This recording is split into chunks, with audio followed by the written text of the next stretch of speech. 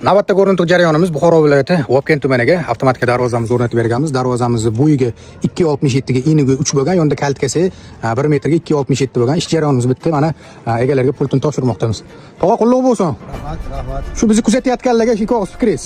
Fikrim shu, mana shukrlar avtomatga darvozachi degan ijtimoiy tarmoqqa kirib ko'rdik. Shu narsani mana zakaz berdik. Mana Namangandan kelib o'rnatdilar.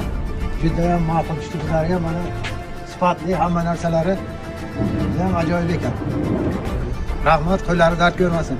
Qulluq bo'lsin tog'a. Rahmat.